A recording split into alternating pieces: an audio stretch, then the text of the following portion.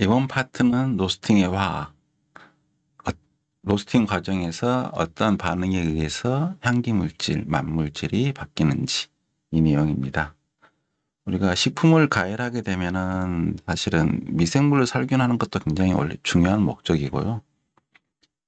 그 다음에 효소의 불활성화, 브랜칭 같은 경우가 효소가 이렇게 실활돼서 작동을 더 이상 안 해서 더 이상 반응을 시키지 않도록 하는 목적도 있고, 실제로 요즘의 목적은 갈변 반응인 경우가 더 많죠. 그래서 메일라드 반응, 카라멜 반응, 뭐 이런 것에 의해서 새로운 향과 만물질이 만들어지는 거. 더불어 이제 갈변이라고 하는 그 공통적으로 일어나는 게 색깔이 갈변이 되는 거죠. 그 더불어서 이제 우리 오리하는 그 아크릴 아마이드라든가 벤조피렌이라든가 하는 우리가 원하지 않은 물질도 만들어지고요. 실제 성분으로 보면 탄수화물을 중심으로 탄수화물만 반응이 일어난다 그럴 때는 캐러멜 반응이라 그러고요. 우리 달고나 흡기할 때 하는 향이 탄수화물만 가지고 일어나는 향기물질이 변하죠. 그 다음에 단백질, 아미노산과 같이 일어나는 반응을 메일라드 반응이라고 하고 있고요. 그것 말고도 지방의 열분해가 일어나는 거죠. 그래서 지방의 열분해는 좀 더 랜덤하게 일어나는 거고요. 효소에 의한 분해도 물론 일어날 수 있는데 여기서는 열분해, 그 다음에 이소프렌. 그러니까 이소프렌 같은 경우는 식물의 향기 물질의 절반을 차지할 정도로 많은 양을 차지하는데요. 여기에서 실제로 가열에 의해서 그게 효소도 아니고 가열에 의해서 만들어지기는 쉽지 거의 불가능에 가깝고요. 그것보다는 이렇게 이제 향으로 느낄 수 없는 큰 분자. 모든 식물은 광합성을 하기 위해서 엽록소가 필요하지만 보조색소로 꼭 카로티노이드가 필요하거든요. 그래서 식물은 대부분 카로티노이드를 갖고 있습니다. 이게 분해가 되면서 향기물질의 형태, 그러니까 카로티노이드는 너무 커서 향기물질, 색소가 될 수 있지 향기물질이 될 수 없는데 얘가 분해되면 향기물질이 됩니다. 그 다음에 비타민 중에서도 C 같은 경우는 열에 약해서 잘 분해가 되면서 결변물질이 만들어지고요. 비타민 B1 같은 경우는 분자 구조에 황이 포함되어 있습니다. 약간 독특한 향기물질을 만듭니다. 커피 향기물질을 봐도 이게 대표적인 향기물질이고요. 이 향기물질이 어떻게 만들어졌는지를 확인해 보면 카로티노이드의 분해, 메일라드 반응, 페놀이 분해하면 리그닌이 분해되는 거죠. 폴리페놀의 분해, 리그닌의 분해인 거고요. 이런 반응에 의해서 만들어집니다. 첫 번째로 알아야 될 게 모든 식품에 있는 가장 대표적인 향기물질 만들어지는 과정이 캐러멜 반응입니다. 당 같은 경우는 OH기가 많이 들어있죠. OH기가 많이 들어있으니까 물에 잘 녹습니다. 물에 잘 녹는 것은 물의 친수성 물질은 만물질이 돼도 향기물질이 되기는 힘들거든요. 그러면 당이 만물질이 아닌 향이 되려면 거기에 있는 친수기가 떨어져 나갑니다. 그래서 분자 내에 탈수가 일어나는 거죠. 탈수가 3번이 일어나면서 프루프랄 물질 형태가 되면 얘가 반응성이 있는 향기 물질이 됩니다. 이게 가장 기본적인 원리고요. 실제로 이렇게 단순하게 만들어지지 않고 다당류가 분해되거나 원래 있던 단당류 내지는 이당류가 분해된 내지는 그런 것들이 여러 가지 중간 물질이 만들어지고 그래서 그 퓨란, 사이클로펜타논, 그다음에 카보닐 물질, 산 작은 것들이죠. 이런 것들이 만들어진 것을 카라멜 반응이라고 합니다. 그러니까 카라멜 반응 같은 경우는 이게 반응이 여러 가지가 있을 때 그나마 카라멜 반응이 직접 자기 경험하기 제일 쉽죠. 그 집에서 달고나 골방에 들어가서 열심히 해보면 그때 나올 수 있는 설탕만을 이용해서 만들면 내지는 다른 당류만을 이용해서 만들면 그때 일어나는 향기 물질이 당이 탈수가 일어나면서 여러 가지 쪼개져서 만들어진 물질. 이게 카라멜 반응이니까 카라멜 반응을 따로 할 수 있는 모든 냄새를 마스터한 다음에 이것 말고 다른 냄새네 그러면 메일라드 반응의 물질일 가능성이 훨씬 높죠. 근데 카라멜 반응에 의해서 향기 물질이 만들어진다고 했는데요. 사실 그 양은 만들어진 양이 0. 1%안 되는 양이죠. 그래서 대부분의 물질은 얘들이 반응성이 있어가지고요. 다시 축합이 되면서 카라멜 색소, 우리가 어떠한 것들이든지 가열하면 점점 갈색이 띄고 결국은 식감은 쑥과 같은 색깔이 되는 거죠. 그래서 카라멜 반응, 그러면 대부분은 카라멜 색소가 된다. 카라멜 색소의 다른 이름이 멜라노이딘이다. 이렇게 생각하면 될 것 같습니다. 이것 말고 이제 실제로 복잡한 반응은 메일라드 반응이죠. 메일라드 반응은 연구한 지는 꽤 됐지만, 그죠? 1910년대에서야 본격적으로 연구가 됐고, 아직도 그냥 풀기 어려운 내용이다라고 설명돼 있지, 자세한 설명은 잘 안 돼 있죠. 이해하기도 힘들고. 뭐, 기본적으로는 탄수화물이 분해물만 참여하는 게 아니라 아미노산이 참여한다. 그 중에 가장 특별한 것은 시스테인, 황을 포함하고 있는 물질입니다. 새로운 향과 맛이 만들어진다. 이게 멜라노이드 반응의 특징은 뭐냐 그러면 촉매 반응이다. 그러니까 더 쉽게 일어난다는 이야기죠. 그래서 저온에서도 조금씩은 일어난다. 온도가 높아져도 점점 기하급수로 빨라진다. 그래서 온도가 더 높아지면 160도 근처에서 피크고 그 이상이 되면은 메일라드 반응은 당과 아미노산이 결합하면서 만들어지는데 두 가지가 아예 결합을 하지 않습니다. 그러니까 그 다음에 일어나는 것은 개별적인 현상이죠. 그래서 카라멜 반응, 탄화, 수시되는 반응이 일어난다. 저온에서 일어난 메일라드 반응하면 간장 같은 거 생각하시면 되겠죠. 간장 색깔이 점점 진해지면서 물질이 만들어지죠. 그래서 이 메일라드 반응하면은 이렇게 당에서 쪼개려면 작은 걸 쪼개려면 힘들어지잖아요. 근데 붙잡아주면 훨씬 잘 뽀개지겠죠.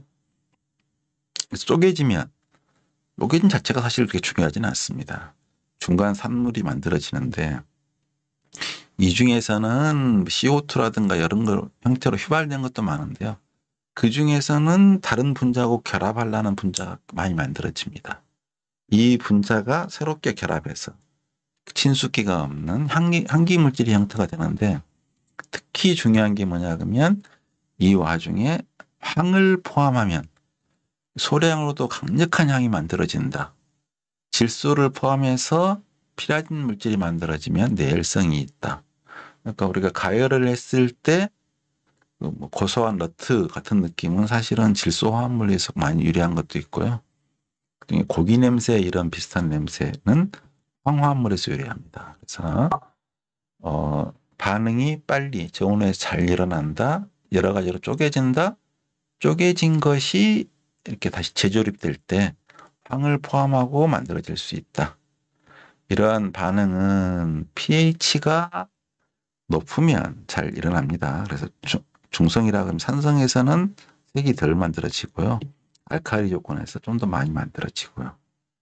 이런 메일라드 반응의 특징은 뭐냐 그러면 효소로 만든다 그러면 단계별로 한 요소가 한 단계 이렇게 차곡차곡 진행이 되는데 이게 녹차에 많은 태아닌과 포도당 두 가지 반응을 150도에 반응시키면 이런 물질이 만들어집니다. 모델 연구를 하면. 그러면 두 가지 물질만 이렇게 결합시켜도 이렇게 다양한 물질이 만들어지는데 여기에 여러 가지가 개입했다. 그러면 정말 다양한 물질이 만들어지겠죠. 그래서 이게 메일라드 반응을 잘 설명 못하는 것은 효소 반응처럼 단계적으로 이루어지지 않기 때문에 그 내용을 설명할 수 없지만 우리가 원하는 최종 결과물에서 사실은 질소나 황이 포함 안 됐으면 그렇게까지 그 의미가 없을 거예요. 근데 중간 물질이, 그러니까 당이 탈수가 일어나면서 이렇게 중간 물질이 만들어지는데 중간 물질 중에서 이렇게 아크릴아미드 같이 우리가 원하지 않은 물질도 만들어지지만 내열성이 있는 피라진 물질이 만들어지고 너트와 같은 물질도 만들어지고 황이 포함된 물질이 만들어져 가지고 소량으로도 강력한 작용을 한다. 그래서 황이 포함된 아미노산, 시스테인 이게 굉장히 중요하다. 그래서 반응형을 할 때, 고기향을 낼 때 사실은 이렇게 우지에다가 포도당 넣고 그다음에 시스테인 넣고 쭉 가열해주면 소고기향 나고요. 돼지기름에다 이렇게 해주면 돼지고기 향만 나고, 닭기름에다 하면 백숙만 납니다. 그래서 실제로 뭐 소고기 맛이라고 하는 게 소고기 향인 거고요. 원래 있던 육향도 있지만 우리가 생각하는 그런 구웠을 때 나는 향은 사실 핵심은 황화합물, 시스테인이 지고 있다. 원래 기본적으로 지방은 있는 거고 포도당도 있는 거고 거기에 황화합물이 키를 쥐고 있다. 이렇게 생각하시면 될 것 같습니다. 그 다음에 이제 열분해도 중요하죠. 그래서 이 포도당, 포도당이나 셀룰로스, 당으로 이루어진 것은 거기서 나올 수 있는 향이 뻔하거든요. 뽑기 할 때 나오는 향. 그러니까 그 향을 벗어날 수는 없죠. 카라멜 반응을. 그 다음에 메일라드 반응 물질이 복잡하고요. 그 다음에 독특한 향기 물질이 뭐냐 그러면 그 리그닌에서 분해된 물질입니다. 나무는 목재 같은 경우는 그런 것들은 대부분 셀룰로스와 헤미셀룰로스, 리그닌이 되어 있는데 결국 이쪽에 있는 셀룰로스 계통에 나온 향은 특별하지는 않고 우리가 특별하게 여기고 있는 것은 리그닌에서 분해된 물질이죠. 리그닌 그러니까 숯이든 숯의 타르, 뭐 목재, 숯 이걸 갖다가 특히 뭐 타르에서 추출한 이렇게 말하는 경우, 뭐 표말하는 경우가 있는데 타르 이 성분이 실제로는 이 방향족 물질 이런 것들이 포함되어 있거든요. 그러니까 이쪽 물질이 복잡한 고도의 특징 있는 색소 이런 걸 만들기 쉬운 물질인 거지 거기에 색소가 있거나 무슨 뭐 그런 게 있는 건 아닙니다. 그래서 단지 여기에서 분해한 물질이 다른 유용한 물질을 만들 때 유용하기 때문에 석유라고 하는 것은 베타, 에타, 프로파, 프타, 옥타, 휘발유 이런 거 만들 수 있지만 그것도 많이 만들어지죠. 그걸로 어떤 우리 몸에 유용한 물질을 만들려면 실제로 우리 몸에 유용한 물질도 환 구조가 있는 것들이 되게 많거든요. 그런 거 만드는 것보다 그걸 어떻게 환 만들겠어요? 이 물질을 이용하는 게 좋지. 이 물질을 갖다가 처음에 했을 때도 분석해서 추출해 보니까 방향족 하는 게 이 페닐알라닌스 유리한 거고요. 숯이나 타르 이런 걸 해주니까 그 중에서 분류하다 보니까 냄새가 좋은 성분이 있더라. 그래서 방향족이라는 이름을 붙였고요. 실제로 나중에 알고 보니까 벤젠기가 있는 거고요. 벤젠기가 있는 게 리그닌 같은 경우는 워낙 고분자여서 휘발하지도 않고 냄새로 느낄 수가 없는데 얘를 분해하면은 당연히 이런 형태. 그러니까 이렇게 이소프렌이란 분자의 형태로 만들어진 것들은 터페 물질 만들면서 식물의 기본 향이 되는 거고요. 식물마다 있는 독특한 향기 물질은 이런 방향족 물질인 경우가 많습니다. 그래서 이게 분해되면 당연히 CO2 만들어지고 일산화탄도 만들어지고 물이 나오기도 하고 그 다음에 뭐 그 메탄가스도 나올 수 있지만 식초 같은 초산 같은 것도 만들어집니다. 열분해에 의해서. 뭐 물론 사실 제일 많이 만들어진 건 숯이 되는 거죠. 시커먼 숯이 되는 거지만 그중에 향기 물질이 된다. 리그닌이 분해된 향기 물질이 궁금하시면 헌책방에 가면은 이게 종이로 나무로 된 거잖아요. 나무에 리그닌도 남아있다 보니까 걔가 천천히 분화되지만 도서관, 책 많이 쌓여진 데 가면 나는 물질이 리그닌에서 분해된 냄새 물질이다. 이렇게 아시면 좋습니다. 열분해하면은 이제 처음에는 달콤한 느낌부터 복잡한 느낌까지 다양한 물질이 만들어지는데 강하게 가열되면 결국 내열성 있는 부분만 남잖아요. 이게 스모키한 향입니다. 페놀 이런 크레졸 이런 부분에 있는 스모키한 향이 남게 되고 그 중간에 열이라 그러면 같이 섞여 있겠죠. 혼재되어 있겠죠. 이 가열을 하면 지방의 열분해, 그러니까 우리가 기름에 튀길 때 나는 특유의 공통적인 향이 있잖아요. 이게 이제 지방산이 깨지면서 식용유 같은 경우는 당연히 원래 길이가 18개 넘어가는 거니까 고체해야 되는데 불포화가 있으니까 액체입니다. 불포화기가 2개 내지 뭐 3개. 하나에 있는 것은 원래산이고요. 그래서 이런 것들이 있을 때 불포화기 있는 주변이 잘 깨지거든요. 근데 깨지는데 굉장히 랜덤하죠. 그래서 다양한 물질이 만들어지는데 이게 튀김 같은 거에 공통적인 냄새 물질이다. 생각하시면 될 것 같습니다. 베타카로틴의 열분해 그러면 베타카로틴 같은 경우는 이게 향기물질은 분자량이 300 이하여야 되는데 이건 뭐 워낙 커가지고 자체가 사실은 그 기름 성분에 가깝고요. 카로티노이드 묻으면 손에 끈적끈적하게 물에 녹지도 잘 않습니다. 그런 물질인데 개별 세포 있을 때는 분해돼가지고 뭐 이렇게 예쁘게 보이는 거죠. 근데 이런 카로티노이드 물질은 원래 식물이 광합성을 하는데 주색소는 클로로필, 보조색소로는. 그러니까 카로티노이드 우리가 봐서는 복잡해 보이지만 엽록소를 만드는 것보다 훨씬 쉽거든요. 그래서 엽록소를 보호하기고 또 빛을 흡수할 수 있는 스펙트럼을 넓어서 열 효율을 높여주는 거겠죠. 그래서 보조색소로 카로티노이드가 들어있는데 카로티노이드가 분해되면 그 중에서 향기 물질이 만들어지는데 가장 대표적인 게 이오논유하고 다마세논입니다. 그럼 당연히 커피 그 생두에도 카로티노이드가 있고요. 얘가 분해돼서 만들어진 물질이 커피의 주 향기 물질이기도 합니다. 실제로 만약에 어떤 같이 냄새 물질, 그러니까 이오논, 다마세논 이게 뭐 60가지 향기 물질로 풀어보는 뭐 그 책에 하나하나 물질에 써 있는데요. 직접 냄새를 같이 맡아보면서 얘기를 해보면 정말 다양하고 재미있는 이야기가 있는데 냄새를 맡아볼 수 없으니까 뭐 이 정도로만 설명드리겠습니다. 이게 커피의 주 향기 물질이다 정도만 아시면 될 것 같고요. 로스팅으로 안 좋은 우리가 원하지 않은 성분, 불리한 성분에서는 가장 걱정하는 게 벤조피렌하고 이게 아크릴아마이드죠. 그래서 아크릴아마이드는 분자량이 작아서요. 온도가 온도 일정이 되면은 시분해가 돼버리고 휘발유가 사라집니다. 근데 얘는 200도가 고열에서 만들어지거든요. 내열성이 있어가지고 더 가열한다고 감소하지 않고 점점 증가하는 경향이 있습니다. 물론 고열에서 단시간 할수록 그 양은 작고요. 저온에서 천천히 할수록 이게 많아지거든요. 커피 같은 경우는 사실은 이 정도 레인지가 있으니까 아크릴아마이드 만들어진 것은 분해가 돼버리고 아직 벤조피렌은 만들어지기 전이고 그래서 있어봐야 뭐 극미량 들어있는 거죠. 근데 사실은 둘 다 아크릴아마이드나 벤조피렌 자체가 피렌 구조에 벤존이 하나 붙어 있는 건데 자체가 독성을 갖고 있는 건 아닙니다.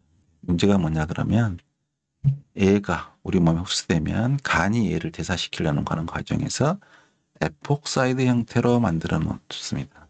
에폭사이드 같은 경우는 굉장히 억지스럽게 산소를 붙잡고 있는 거라서 다시 반응을 하려는 반응성이 있거든요. 이게 이제 우리 유전자에 들어가서 달라붙으면 그게 이제 발암물질이 되는 거죠. 그래서 우리 뭐죠? 아플라톡신 같은 것도 같은 원리입니다. 그래서 그 자체가 독성이 되는 게 아니라 간에 들어가서 얘가 에폭사이드 형태로 만들어 놓은 게 문제가 되는 거죠. 반응성이 있는 물질. 그러니까 처음부터 반응성이 있는 물질은 이미 반응성이 해서 반응성 해소가 있을 건데 반응성이 없던 물질인데 우리 몸에서 간이 대사하려는 과정에 애매하게 멈추면 산화 형태로 에폭사이드를 산화시켜 놨으면 뭐 그 양은 작겠지만 이제 얘가 우리 몸에 유전자라든가 다른 물질하고 만나서 손상을 주는 거죠. 그렇습니다.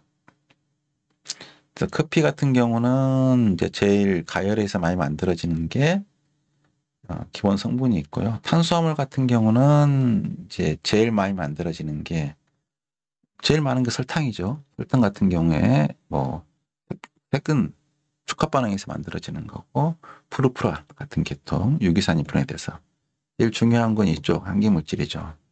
근데 시간이 되면은 푸르푸라 같은 경우 반응성이 있고 휘발성이 있다 보니까 이게 계속 쌓이는 게 아니라 만들어지다가 시간이 지나면 다시 분해돼서 줄어듭니다. 그래서 생각보다 설탕 하면은 단순한 문자체지만 이렇게 가열 반응에 의해서는 정말 그 하나에서 이렇게 온갖 형태의 물질이 향기 물질이 만들어지고요.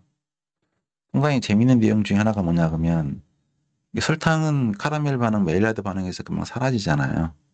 사라지는데 이것에서 유인한 그러니까 또 서양에서는 그렇게 꼭 확인한 사람들이 있죠. 그래서 여기다가 설탕에다가 방사선 치환을 하나 해놓은 거예요. 탄소 하나를. 재봤더니 이 향기 물질은 설탕에서 만들어지는데 설탕이 사라진 다음에도 계속 꾸준히 만들어지는 거야. 이건 뭐지 했더니 우리 세포백 성분. 세포백 성분에 차지하고 있던 당류가 분해돼서 이 반응에 참여하는 거죠. 그래서 꾸준히 증가되더라. 이런 내용도 탄소 13번을 이용해서 만든 것도 있고요. 앞에 설명드렸지만 결국 이제 요거는 이제 1.6%까지 1.6까지 만들어진다고 하는 거죠. 그래서 갈락토만난 아라비노 갈락탄이 분해되면서 주로 멜라노id이 되지만 그 중에 일부는 녹아서 식이섬유가 된다. 다른 성분은 작다 그러면 크게 신경 쓸 필요가 없을 건데 클로로겐산은 자체가 이쪽에 방향종 물질이 있잖아요. 향기 물질의 원천이 될 수 있겠죠. 이 상태로는 OH 친수기가 많으니까 만물질이 된 수는 있어도 얘는 향은 아닌 것 같고요. 근데 얘가 가장 많은 게 카페산과 균산이 결합되어 있는 형태인데 얘들이 다 줄어드는 거죠. 이렇게 복잡한 분자가 그냥 랜덤하게 축합된 건 몰라도 다시 어디서부터 쭈르륵 만들어질 수는 없잖아요. 얘가 파괴되는 거겠죠. 가장 쉬운 게 카페산과 가장 많은 카페산이니까 균산의 형태로. 그래서 카페산에서는 다른 생기 물질로 할 수 있겠죠. 이렇게 해서 그 클로로젠산은 가열에 의해서 줄어든다. 문제는 향기 물질이 만들어주면 좋을 텐데 여기서 만들어지는 클로로겐산에서 만들어진 클로로젠산 락톤 페닐인데인 같은 경우는 굉장히 불쾌한, 그러니까 쓴맛이 딱 느껴진 다음에 사라지면 좋은데 오래 남고 다른 그 거칠면 사람들이 불쾌하게 느끼는 거죠. 그런 물질이 만들어진다. 그래서 클로로겐산에서 이런 향기 물질이 만들어진 것은 바람직한데 이렇게 요런 거 쓴맛 물질이 만들어진 것은 불리하니까 이 물질이 너무 많이 만들어지기 전에 로스팅을 멈춰야 되겠죠.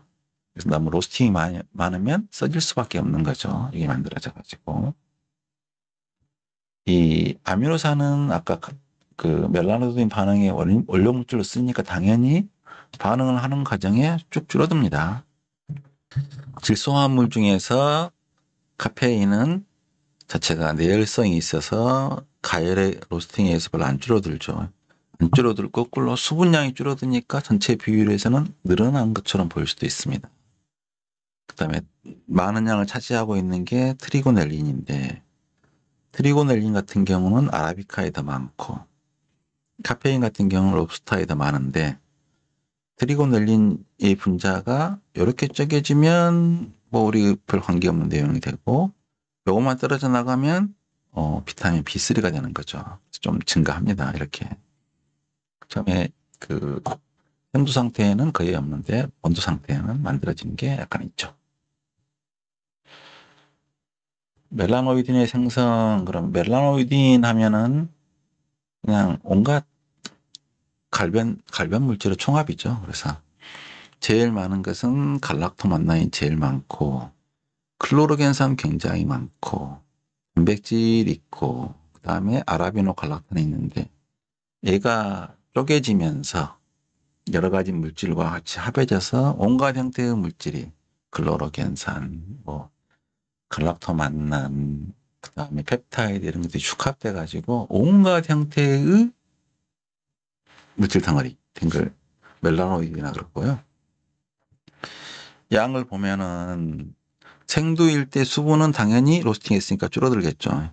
갈락토만난 줄어들고 아라비노 갈락탄 줄어들고 설탕 없어지고 지방은 자체가 형태가 완전히 지방으로 추출할 수 있는 성분은 변하지 않고 그러니까 쭉 늘어나고 카페인도 내열성이 있고 트리고놀린은 줄어들고 원래 없었던 멜라노이딘이 압도적으로 많이 만들어지고 총 산의 양은 특히 클로로겐산 같은 거 주니까 줄어드는데 일시적으로 초산이라든가 젖산을 만들어줄 수 있겠죠. 단순한 형태는 깨진 형태. 깨진 것에 만들어진 거지 일부러 만들어진 건 아니죠. 미네랄 같은 경우는 당연히 수분이 주니까 늘어난 것처럼 보이고 향기 물질은 사실은 없다가 있는 듯 많은 듯 만들어지는 거죠. 근데 우리는 이거 목숨을 걸고 있는 거죠. 그래서 얼마나 맛이 깔끔하냐, 쓴맛의 느낌이 좋으느냐, 그보다 훨씬 중요한 것은 향이 잘 발현됐느냐. 근데 그 양이 작다 보니까 분석하기도 쉽지 않고 우리가 차이를 향기 물질 분석에서 알기 쉽지 않은 거죠. 그러니까 모든 사람들이 중시하고 있는 것은 향. 오직 중시했으면 가향을 해서라도 맛을 내려고 많이 하고 있죠. 그래서 생두에는 향의 양도 작고 종류도 단순하다. 그것도 사실 그린노트 풋내나는 성분이 많지 무슨 향긋한 성분은 별로 없죠. 이게 향에서부터 아미노산에서부터 트리고넬린, 클로로겐산, 지방, 카로티노이드 같은 전구체로부터 환기물질이 아닌 걸로부터 가열에 의해서 만들어진다.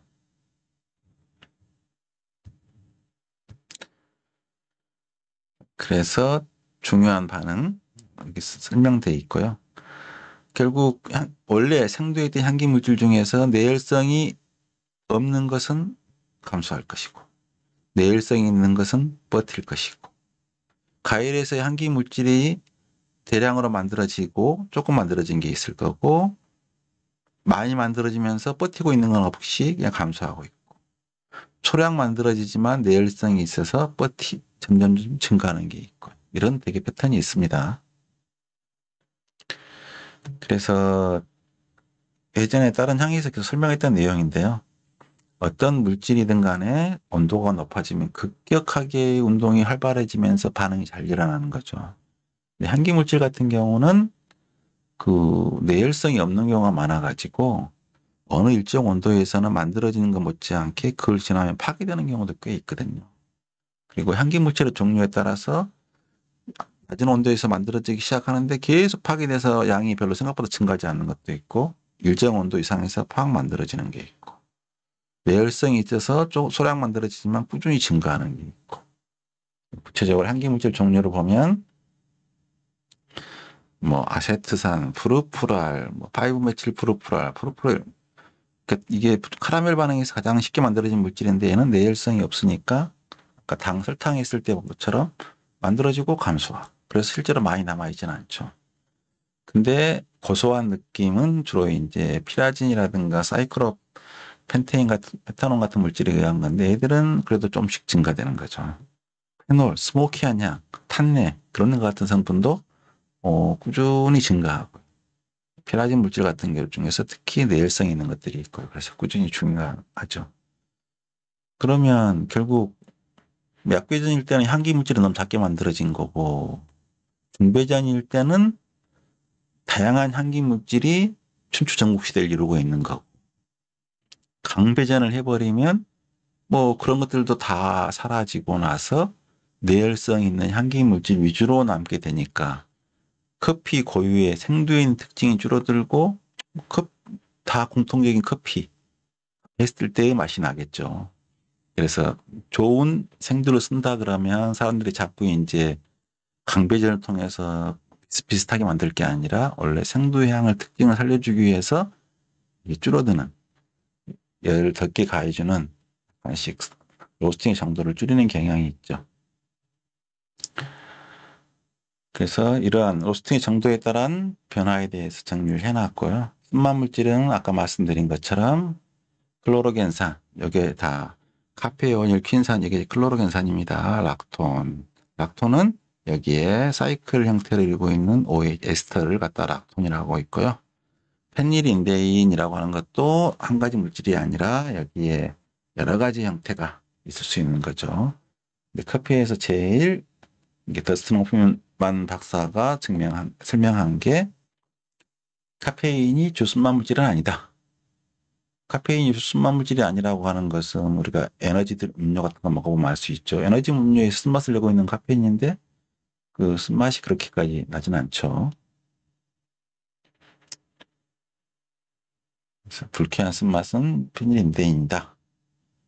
그 다음에 뭐 신맛 성분, 롭스터와 아메리카노, 아라비카의 차이 이런 걸 설명해 놨습니다. 결국 향기 물질을 분석하면 우리가 이 커피가 왜 이렇게 맛있지라고 하면 그걸 분석을 하면 특정 물질이 팍 해서 얘가 많을수록 맛있어 라고 하면 되게 쉬울 텐데 그렇지는 않고 이러한 향기 물질이 있는데 800개가 있다 그래도 사실은 주 향기 물질은 그렇게 많지 않고요. 다른 식품도 마찬가지입니다. 뭐 향기 물질이 100개 이하로 들어있는 건 정밀한 분석기로 들어갈수록 많은 종류가 나왔어요. 뭐 쌀 같은 경우 사실은 거의 한 가지 향기 물질에 의해서 좌우되는데 실제로 종류를 따지면 470개 정도 됩니다. 그러니까 얼마나 그걸 사소한 양까지 측정하에 따라서 물질의 종류가 늘어나지만 그 자체가 의미 있는 건 아니고요. 핵심 향기 물질은 그 중에 3%가 안 됩니다. 커피 같은 경우도 향기 물질이 그렇게 뭐 복잡하게 말할 필요는 없는 것 같고요.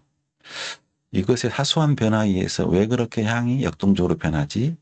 그러한 이유를 아는 게 오히려 중요할 겁니다. 그래서 제가 일단은 그냥 이번 과정은 책의 내용을 한 번씩 쭉 보여주는 거고요. 다음번에 핵심적인 내용은 PPT를 통해서 다시 한번 설명드리고 실제 향 같은 경우는 개별적인 향기 물질 제가 이제 따로 교육하고 있는 게 48종의 향기 물질 가지고 직접 맡으면서 수업해보는 게 있거든요. 그렇게 해보면 진짜로 그게 그런 말인가 보다 할 수 있지 그걸 온전하게 이해하기는 쉽지는 않습니다. 그래도 일단 이런 이론적인 내용을 알고 있으면 그런 내용 들을 때 설명이 쉬워지니까 또 제가 설명할 수 있는 범위 내에서는 말로 설명할 수 있는 것을 설명드리겠습니다.